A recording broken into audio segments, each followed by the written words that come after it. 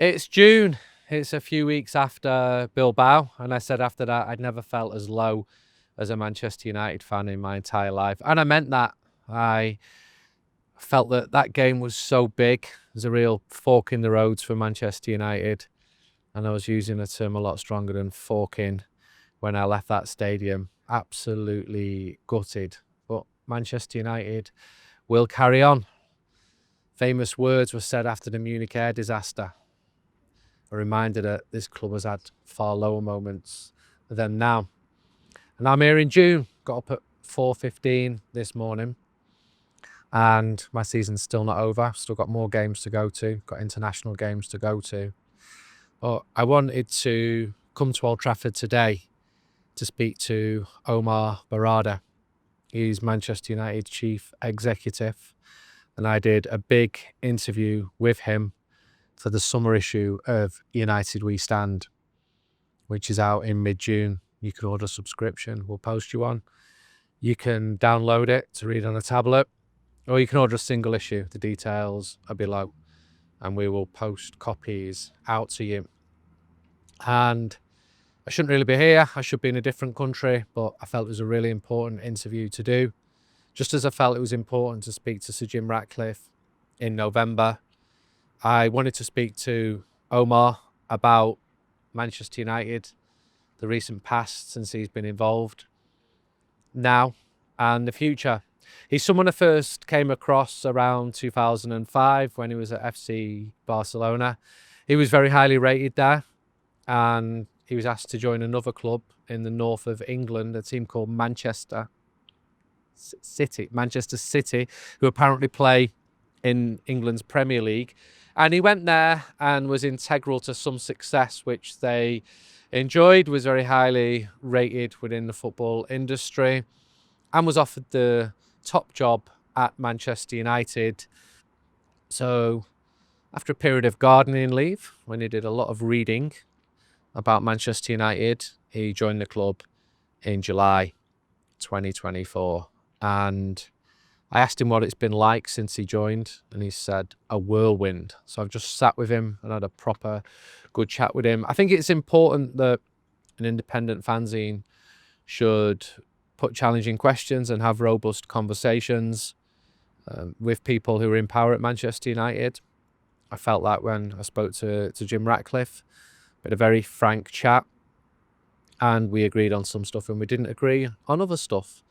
And I think it's important that supporters are properly represented, and I'm a journalist. I can ask questions, and I spoke to some key United We Stand writers and got some of their thoughts before I spoke to Omar Berrada, and spoke to him about the huge changes that have gone on at this football club. It's been a very turbulent year, and I think the word turbulence was used more than once by Omar, who speaks 5 languages, by the way. And he's lived in Paris, in the United States, in Morocco. He's of Moroccan heritage. He's lived in Barcelona. He's lived in London, and he's lived in Manchester since 2016. And he's a very interesting and, in my opinion, intelligent, calm man. And I left that interview feeling, yeah, he absolutely believes in the future of Manchester United. He's optimistic about the future of Manchester United. He's got a clear plan. He's got good experience working at FC Barcelona and smaller clubs, including Manchester City, before coming here. And you need to be thick-skinned to work at a place like this, because there is a daily narrative around the club. More often than not, it's negative, especially when the team are as bad as they've been in 24-25. When, well, you don't need to remind him, United finished 15th and went out of that game, which I'm not going to talk about anymore because it still hurts me now. Tottenham Hotspur are not even that good. Omar was key in bringing Ruben Amorim to Manchester United. He's got absolute faith in Ruben Amorim. He feels that bringing him in mid-season was the right thing because it would allow him a chance to properly get to know his players, to have a better understanding of the club. But he knows that things have got to improve massively for next season. United cannot be as bad as we've been this season. So I spoke to him about transfers, Matthias Cunha, about outgoings, about his relationship with Sir Jim Ratcliffe, with the Glazers, with a potential new stadium for Manchester United, about Manchester City, about his job, about how he sees Manchester United going forward. You know, I'm looking at it thinking, how can United attract sponsors to the same level when there's no Champions League football? Spoke to him about ticket prices, issues which have concerned me and many other Manchester United fans, about the things he's done right, about the things he's done wrong. And he's been required to make decisions every single day in a role which has a huge amount of scrutiny. And to be fair, he didn't shirk one question. There was no questions asked for in advance. And to be honest, Jim Ratcliffe was exactly the same. Nothing was changed. It was just a frank conversation where I put questions which I think need to be asked.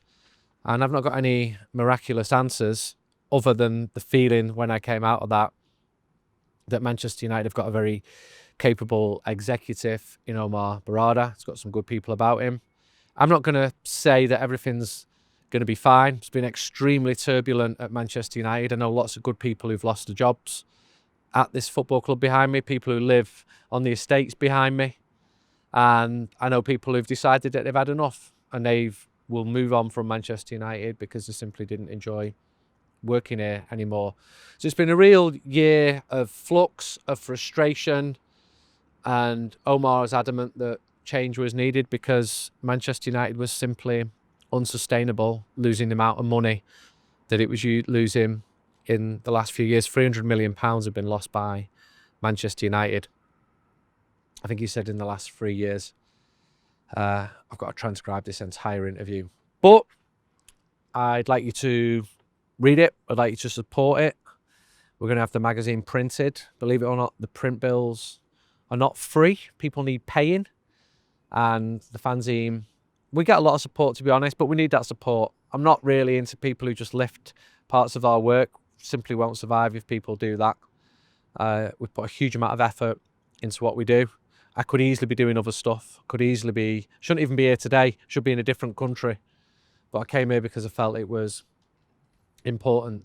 I think it's key that United start much better next season than finish the last season. I mean, no shit. United won one of the last 9 games. So I'm stating the obvious here. But I think it has to start clicking pretty soon. When Omar Berrada was given the job at Manchester United, I think his appointment was greeted with enthusiasm. And I spoke to several people at Manchester City off the record who spoke very well about his talents. And they weren't delighted that he left Manchester City, but they understood for professional reasons. It's much more attractive working at a far, far bigger football club. And I'm being slightly facetious there, but factually correct. And he is here at United and he can't change everything by himself. And we still have complexities around this club with the Glazer ownership and mistakes have been made. But I left that meeting thinking, okay, this man has got a very clear plan. He wants it to work. I want it to work. Ruben Amorim wants it to work as well. But ultimately, they're just words. We need to see an improvement next season. You're probably not going to hear from me now until the pre-season. I will go to the country which is named after Manchester United in North America, and to great cities like York, not York in Yorkshire, New York, and Chicago, and Atlanta, Georgia, which is close alongside Manchester. Enjoy the summer. Can't possibly be as bad as last year. I don't even know why I'm smiling. I'm still pissed off. Really annoyed that got to Bilbao and it ended like that. No European aways. Anyway, I understand that there will be more arrivals at Manchester United. I speak after Matthias Cunha's come in, but also an understanding that it's not going to be sorted in just this transfer window, and it's going to be quite complicated moving all the players on that Manchester United want to move on. I mean, do you expect me just to stand there and say everything's perfect when the team have finished 15th and the team down the road have won the league? Nah. But I'll try and be realistic. I'll try and be honest in my reporting and my journalism. I thank you for watching, and I hope you have a good summer.